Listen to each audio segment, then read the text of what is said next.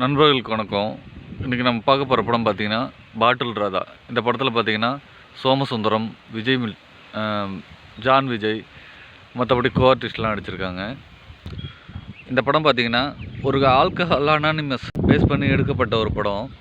இது பார்த்திங்கன்னா full and full ஒரு குடிமகன் ஒரு வீட்டுக்கு எப்படி அவனால் என்னென்ன பாதிப்புகள் ஏற்படுது அப்படின்றத பக்காவாக ஃபுல் அண்ட் ஃபுல் இந்த படம் ஃபுல்லாகவே அதான் கான்செப்டாக இருக்கும். குரு சோமசுந்தரம்ன்ற ஒரு கூலி தொழிலாளியாக இருப்பார், கட்டிட தொழிலாளியாக.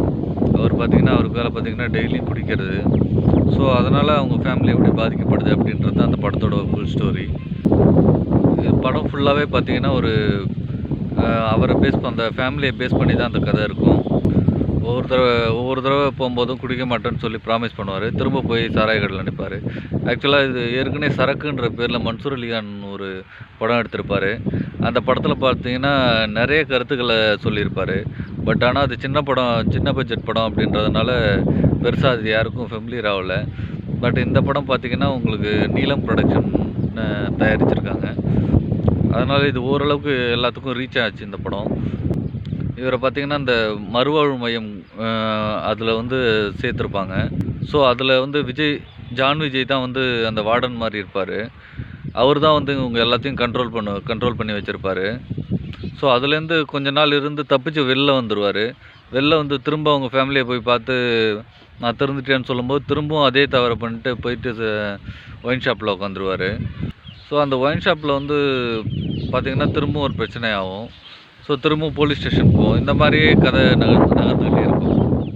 இதில் பார்த்திங்கன்னா அந்த மறுவாழ்வு மையத்தில் பார்த்திங்கன்னா ஏகப்பட்ட இந்த ஆல்கஹால் அனானிமஸெல்லாம் பாதிக்கப்பட்டவங்க எல்லோரும் குடிநோயாளிகள் எல்லாம் அதில் இருப்பாங்க. அதில் எல்லாமே ஒவ்வொரு கேரக்டருமே ரொம்ப அந்த குடியினால் ரொம்ப பாதிக்கப்பட்டிருப்பாங்க. ஸோ அதெல்லாம் நல்லா அழகாக காமிச்சிருப்பாங்க.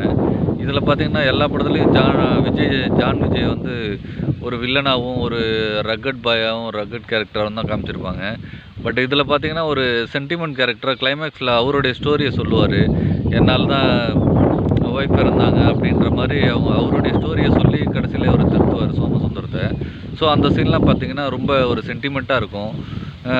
இந்தளவுக்கு ஒரு ஆக்டிங் பெர்ஃபார்மன்ஸ் ஒரு சென்டிமெண்ட்டுள்ள சீன் நடிச்சிருக்காங்க அப்படின்னு சொல்லிட்டு ஜான் விஜய் மேலே ஒரு சிம்பத்தி வர்ற மாதிரி அந்த சீனை க்ரியேட் பண்ணிருப்பாங்க. இந்த படத்தில் பார்த்திங்கன்னா பாடல்கள்லாம் ரொம்ப கேட்குற மாதிரி இருக்கும். ஒரு கானா மாதிரி தான் வரும். வைக்கம் விஜயலட்சுமின்றவங்க ஒரு சாங் பாடியிருக்காங்க.